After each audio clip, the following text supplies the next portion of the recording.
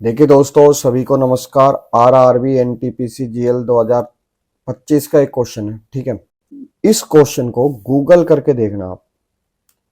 एक पूरे पेज का तो सॉल्यूशन है और आप इसको सोल्व करने जाओगे ना, कम से कम शर्त लगा रहा हूं 10 मिनट आपके खराब कर देगा। अब देखिए इसको डीएस मेथड से कैसे सोल्व किया जाता है, अंकों के योग से।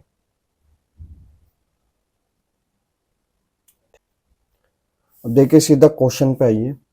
एक व्यक्ति है जिसके पास दो पेन है, एक 100 रुपए वाला और एक 160 रुपए वाला।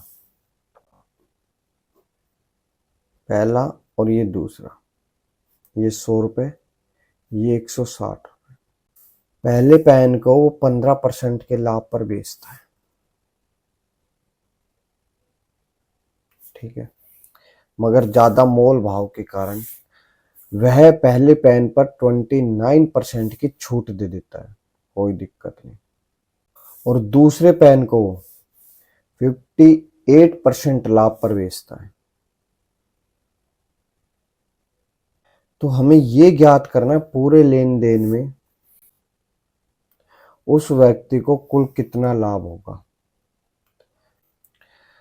और दो स्थानों तक जहां पर पॉइंट रहेंगे वहां तक हमें इसको सोल्व करना है। देखिए अब करते हैं डीएस मेथड का यूज, अंकों का योग। देखिए अगर मैं ये कहूं वस्तु की कीमत क्या है, तो आप कहोगे सर 1।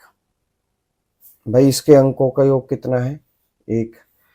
अगर मैं 1 को 10 बोल दूं तो कोई दिक्कत, आप कहोगे सर कोई दिक्कत नहीं, क्योंकि 10 के भी अंकों का योग 1 है। तो हमने वस्तु की कीमत कितनी मान ली, 10 रुपए। ठीक है, पहले पेन की बात कर रहा हूं। लाभ कितना है, आप कहोगे सर लाभ कह रहा है 15% लाभ पर बेच रहा है, यानी 115।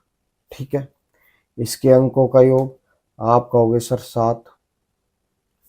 ठीक है, तो टोटल 15% के लाभ पर वस्तु कितने की बिकेगी, आप कहोगे सर 70 की। 70 के अंकों का योग 7, ये 7 रुपए में बिक गई, कोई दिक्कत। फिर क्या हुआ, उसने 29% की छूट दे दी। 29% का मतलब है कि 100 में से 29 को माइनस करेंगे तो 71, यानी वस्तु वो 71 में बेचना चाहता है। इसके अंकों का योग 8। तो मेरे भाई टोटल छूट कितने की होगी, 8 सत्ते 56। इसके अंकों का योग 11, 11 के अंकों का योग 2, यानी टोटल जो वस्तु बिकी है ना 2 रुपए की बिकी है। देखिए दोस्तों, बेचना तो 7 रुपए की चाहते थे और छूट के बाद वस्तु जो बिकी 2 रुपए की बिकी। ठीक है, 10 रुपए की वस्तु 2 रुपए में बिक रही है, यानी 8 रुपए का लॉस हो रहा है। ठीक, अब आइए दूसरे क्वेश्चन पर।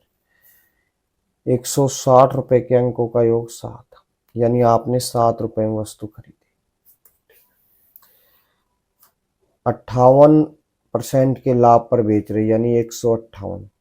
इसके अंकों का योग आप कहोगे कर 6 और 8 14, 14 के अंकों का योग 5। तो मेरे भाई टोटल जो लाभ है वो कितने का है,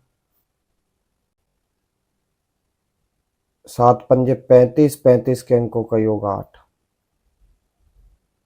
देखिए 7 रुपए की वस्तु थी, 8 रुपए में बेच दी, यानी लाभ कितना, 1। ठीक है, आप कहोगे सर अब भी माइनस में आंसर आएगा। अब देखिए अगर यहाँ माइनस और यहाँ छोटी संख्या है तो इसको अपन 10 मान लेंगे, बात एक ही है। ठीक है, तो लाभ कितना हुआ, 2 रुपए का। जो भी हमारा आंसर आएगा ना, अब उसके अंकों का योग 2 हो, उसके अंकों का योग 2 होना चाहिए। देखिए 7 और 2 9, भाई 9 जहां भी आ जाता है उसको 0 मानेंगे, उसको हटा देंगे। ठीक है, 4 6 10, अंकों का योग 1। ठीक है, 4 5 9 हटा दिया, 7 और 4 11, 11 के अंकों का योग 2। क्या ये उत्तर हो सकता है? आगे चेक कर लेते हैं।